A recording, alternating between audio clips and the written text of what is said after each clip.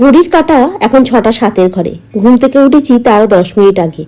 ব্যালকনির কাছে চলে এসেছি। আমাদের ব্যালকনিটা না পশ্চিম দিকে, জানো তো, এদিকে সূর্য ওঠে না, কিন্তু হালকা কুয়াশা হয়ে আছে, ওই জন্য বাইরেটা একটু বেশি অন্ধকার অন্ধকার মতো লাগছে।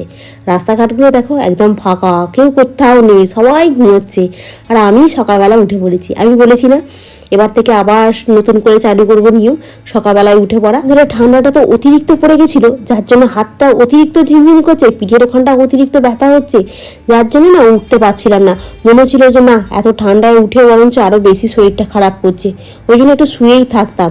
এখন একটু ঠান্ডাটা বেশ ভালোই কমে গেছে জানো, ওই জন্য যে সকাল সকাল ঘুম থেকে উঠে পড়েছি। যাই হোক, ব্যালকনির কাছ থেকে একটু ঘুরে আসা হলো। এখন একটু ব্রাশ করি, করে মুখটা পরিষ্কার করে ধুয়ে একটু মুখে ক্রিম মাখবো।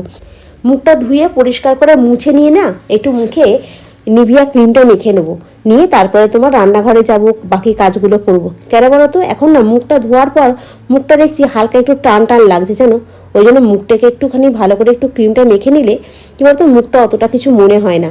আর এই দেখো না, ঘুমিয়েছি তো, চোখগুলো যেন ফুলে আলুর দম হয়ে আছে। আর এখন ঠাকুর ঘরে এসে ঠাকুরের স্থানটা ভালো করে মুছে পরিষ্কার করে নিয়ে গোপালকে তুলে মুখটুক ধুয়ে গোপালকে জামা কাপড় পরিয়ে গোপালকে খেতে দিয়ে দিলাম। দিয়ে গোপাল একটু সেবাটা দিয়ে নিলে সকালবেলা তো, এরপরে চা করে খাই, কিংবা কোনো তরকারিতে নুন ঝাল হয়েছে কিনা সেটা বোঝার জন্য কোনো অসুবিধা হয় না। আর গোপাল ঘুমিয়ে থাকলে তুমি নুন ঝালও টেস্ট করতে পারবে না, আর সে তোমার টেস্ট করতে গেলে মনটা কেন কিরম বাঁধো বাঁধো থাকে, ওই জন্য না খুব অসুবিধা হয়।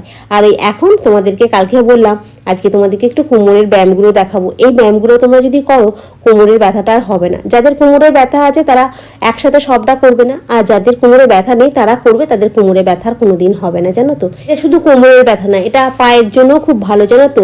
প্রথমে একটা করে পা পিছন দিকে তুলে চেষ্টা করবে, তারপরে দুটো পাকে একসঙ্গে তুলে এরমভাবে ঠুটনিতে হাত দিয়ে করবে। তারপরে তোমার সাইডে হাতগুলো রেখে দিয়ে বডিটাকে উপর দিকে তুলে উপর দিকে চেয়ে 1 থেকে 10 গুনে নেওয়াবে। এরম করে 3 বা 4 বার করবে জানো তো। আস্তে আস্তে ধীরে ধীরে করবে। কোমরে যদি খুব লাগে তাহলে কিন্তু করবে না, অতটা তোলার চেষ্টা করবে না, হালকা তোলার চেষ্টা করবে, ঠিক আছে। তারপর এইভাবে করতে থাকো, তোমার এটাতে অনেক সুবিধা হবে জানো তো। আমাদের পিরিয়ডসের সময় দেখবে তলপেটে খুব যন্ত্রণা হয়, সেই যন্ত্রণাটা অনেকটা কম হয়, পিরিয়ডসটা ঠিক টাইমে হয়ে যায় এই মানে তোমার রেগুলার ব্যায়াম করলে জানো তো। সকালে একটু তাড়াতাড়ি ঘুম থেকে উঠলেই না ব্যায়ামগুলো করা যায়। তারপর আমি সূর্য প্রণামও করি জানো তো, অনেক কিছুই করি। এখন ইদানিংকালে একটুখানি ঠান্ডা ঠান্ডা করে বন্ধ দিয়েছি, ভাবছি এবার থেকে রেগুলারই করবো জানো। তাহলে শরীরটা একটু ভালো থাকলে দেখবে কাজেরও এনার্জি আসে। গুড মর্নিং বন্ধুরা, কেমন আছো তোমরা সবাই? আশা করছি তোমরা সকলে খুব ভালো আছো, আমিও বেশ ভালো আছি। আজ হলো তোমার মঙ্গলবার, সকাল সকাল উঠে সমস্ত কাজ এদিকে হয়ে গেছে। এখন হচ্ছে তোমার চা নিয়ে আসবো। তনু হচ্ছে দাঁত ঘষেই যাচ্ছে, দাঁতটা ঘষে তাড়াতাড়ি আইবো। চলো একটু চাটা খাই। বাইরে একটু কুয়াশা কুয়াশা মতো হয়ে আছে বলে ঘরটাও যেন সেই অন্ধকার অন্ধকার মতো হয়ে আছে।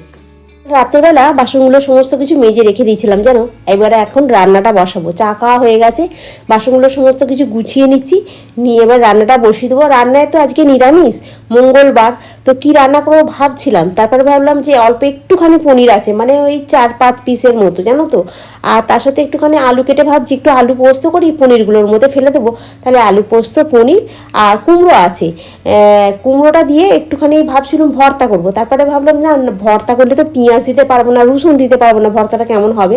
ওই জন্য ভাবলাম না, এক কাজ করি, বরঞ্চ কুমড়োটাকে একটু ভেজে ফেলি, আলু দিয়ে আর পনির দিয়ে পোস্ত করি, ভাত করি, বরঞ্চ খাওয়া হয়ে যাবে। আর পোস্ত দিয়ে তনুকে রুটি দিয়ে দেবো, তনু রুটিটাও টিফিনে নিয়ে চলে যাবে, আলাদা করে আর তরকারি করতে লাগবে না।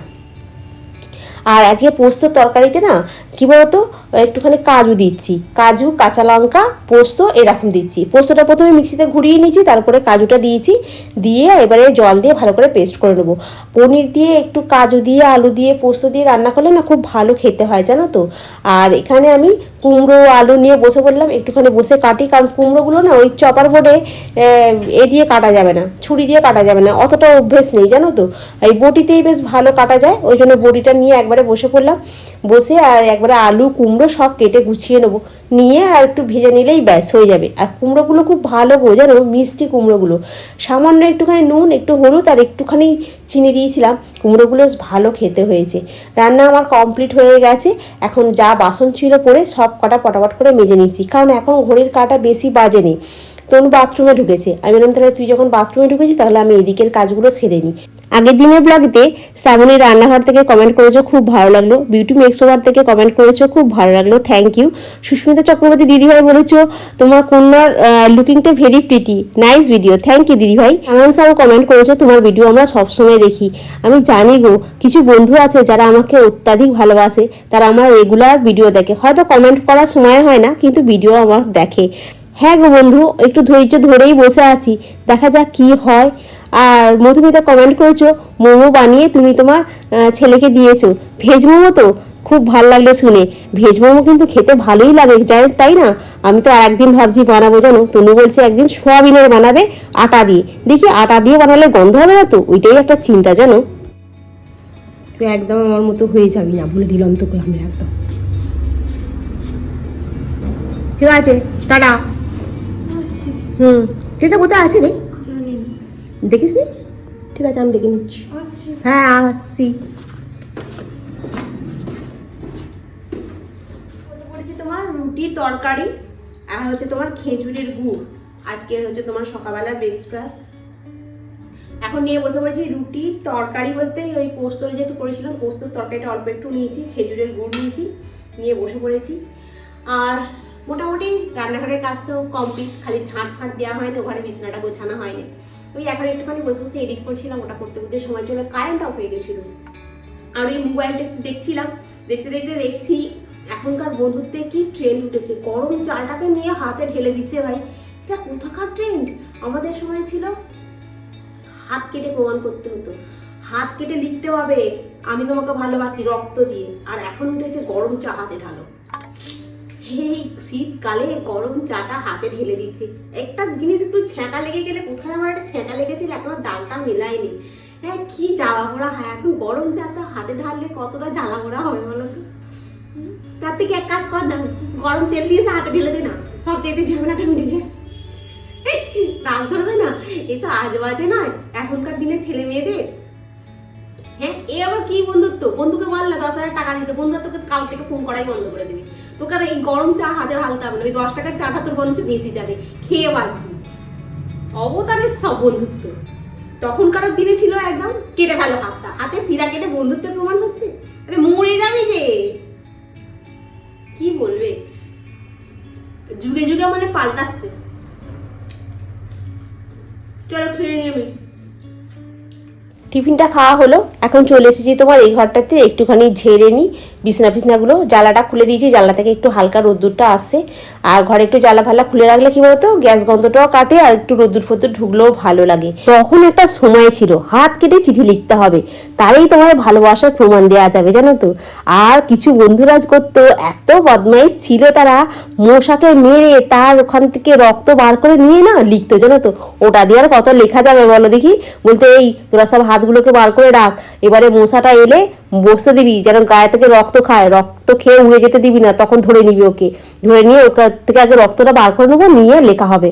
এইরাম করতাম। আর আমরা অনেকজন ছিলাম তো, হেভি মজা হতো। এইসব একটা দিন ছিল। সরস্বতী পুজো আসলে তোমার যারা ক্লাস 10-এ পড়তো সেই সব দিদিদেরকে নিমন্ত্রণ করতে যাওয়া, তারপরে 15ই আগস্ট, 26শে জানুয়ারি, 23শে জানুয়ারি, হ্যাঁ গিয়ে আবার নাচ গান, উফ আলাদাই ছিল একরকম। শাড়ি টাড়ি পরে যাওয়া, হ্যাঁ রাস্তায় কে কটা ছেলে আমাদের দিকে তাকিয়ে দেখছে, ওটা তো আলাদাই একদম ব্যাপার ছিল, তাই না? সেসব দিনগুলোর কথা সত্যি বলতে কি খুব মিস করি জানো তো। মনে হয় যেন যদি আবার ফিরে যেতে পারতাম তাহলে কত ভালো হতো। এখন তো সরস্বতী পুজো মানেই হয়ে গেছে তোমার ভ্যালেন্টাইন ডে, তাই না? যতই 14ই ফেব্রুয়ারি ভ্যালেন্টাইন ডে হোক না কেন, সরস্বতী পুজো মানে হচ্ছে একদম এখনকার দিনে ভ্যালেন্টাইন ডে। আজকে রাতে ডিনারে সরু চাকালি করবো, ওই জন্য একটুখানি চাল ভিজিয়ে দিচ্ছি। মঙ্গলবার তো কি করব না করব, ওই জন্য বলি এক কাজ করি, একটু সরু চাকালি, আলুর চচ্চড়ি, একটুখানি তোমার খেজুরের গুড় আছে, খাওয়া হয়ে যাবে। গোবিন্দভোগ চালের সরু চাকালি করলে কি বলতো খেতে খুব সুন্দর হয় জানো তো, গন্ধটা খুব সুন্দর ছাড়ে, খেতেও খুব ভালো হয়।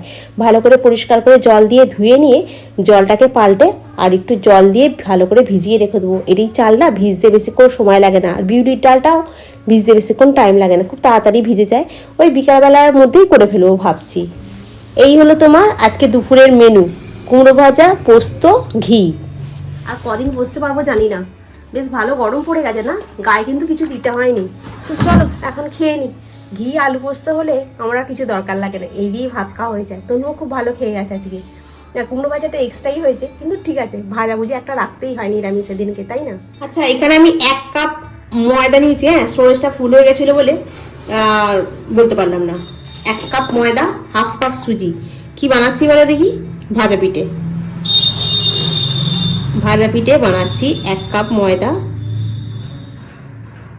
1/2 কাপ সুজি। এটা 1/2 কাপ তো? হ্যাঁ, 1/2 কাপ সুজি। আর চিনি দেবো না, গুড় দেবো। এ দেখো, গুড় হচ্ছে তোমার এইটা দিই, ঠিক আছে? এটা দিলেই এনাফ হয়ে যাবে মিষ্টিটা, বেশি মিষ্টির দরকার নেই। এটাতে অনেকগুলোই হবে তৈরি। এটা হচ্ছে তোমার খাবার সোডা, এই বেকিং পাউডার, মৌরি।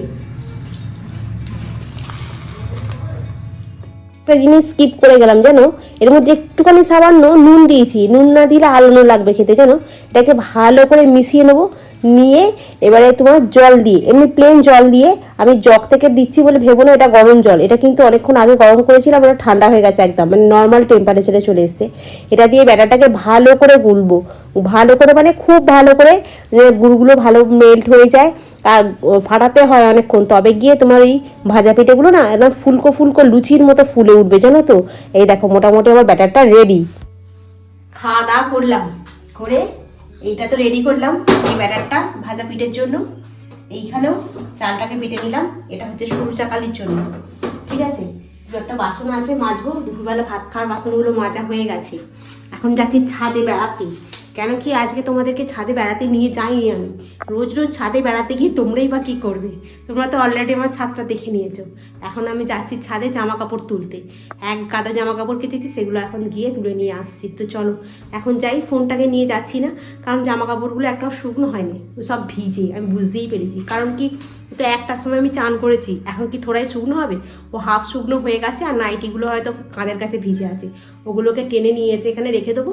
ও রেখে দিলে সারা রাত্রির ও শুকনো হয়ে যাবে, কালকে সকালবেলা ওগুলো আর মেলতে হবে না। আবার বেলায় যাব, গিয়ে আবার কেচে দিয়ে আসবো। কেন কি, আমার এখানে না শুকনো করতে দিলে খুব অসুবিধা হচ্ছে তোমার ব্যালকনির কাজটাতে। তো ওখানে কি হচ্ছে, গাছগুলো ঝাপটা খাচ্ছে, আর গাছগুলো এত সুন্দর হয়েছে, এখানে দিতে ইচ্ছা করছে না। ঘরে যখন আছে একবার ছাদে টুক করে লিফটে করে উঠে গেলেই তো হয়ে যাচ্ছে, তাই না? সকালবেলা চা খেতে গিয়ে মানে এখানটা পুড়ে গেছে, ওই জন্য সবসময় খালি কথা বলতে গিয়ে করছি, জিভ দিয়ে ঠেলা মারছি। তো চলো এখন যাই, অনেক বক বক করলাম। কার্পেটগুলো আর পাচ্ছি না, এখন খুব একটা ঠান্ডা নেই তো গায়ে দিতে হচ্ছে না। ভাত খেয়ে বাসন টাসন মেজে ওই কাজগুলো করছিলাম, ছাদে যাবো বলে গায়ে দিলাম। কারণ কি, ছাদে তো তোমার একটু হালকা হাওয়া খাওয়া চলে, তো ওখানে তখন শীত শীত পায়। বেশি দেরি করবো না, কালকে আমার হনুমান এসেছিলো জানো, তখন টক করে নিয়ে চলে আসি আগে।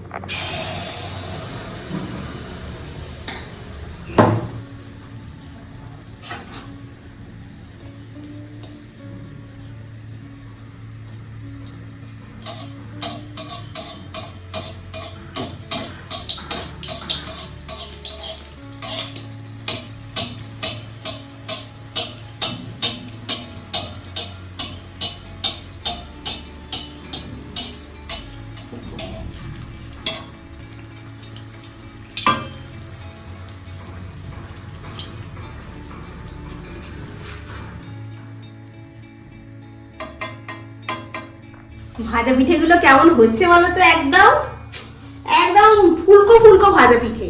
একটা কথা আছে না, দেখবি জ্বলবি লুচির মতো ফুলবি, ঠিক একদম ওই রকমই হচ্ছে, জানো তো? আর জিনিসগুলো যখন তৈরি করি যদি ভালো হয় না, মনটা খুব ভালো হয়ে যায়। আর যেহেতু তোমাদেরকে আমি রেসিপিটা শেয়ার করছি, সেহেতু জিনিসটা ভালো হলে তোমরাও আমার দেখা দেখি তো করার চেষ্টা করো, বলো? ওই জন্যই না আমার মনটা খারাপ হয়ে যায় যদি খারাপ হয়। আর যদি দেখাবো দেখি এইরকম হয়ে গেল, তা জিনিসটাই যেন ঘেটে হয়ে যায়। তো চলো আমি একটা একটা করে ভেজে নিচ্ছি।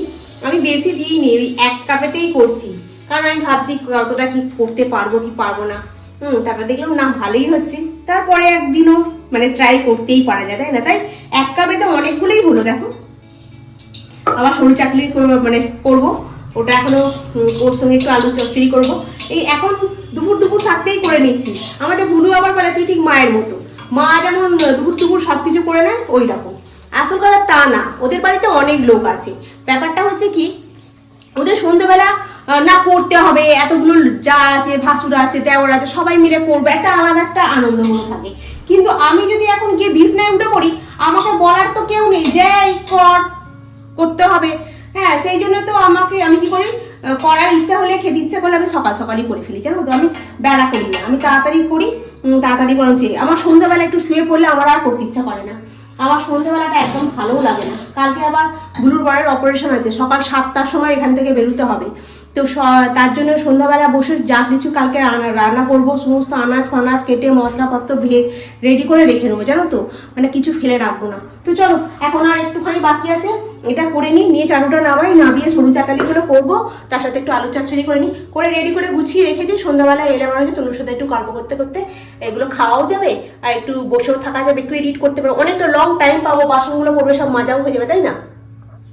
করে নিয়ে ভালো ভিডিওগুলো কেমন হচ্ছে বলো দেখি। আজকে তোমাদের সাথে একদম পারফেক্টভাবে শেয়ার করতে পারলাম সরু চাকলির রেসিপিটা, তাই না?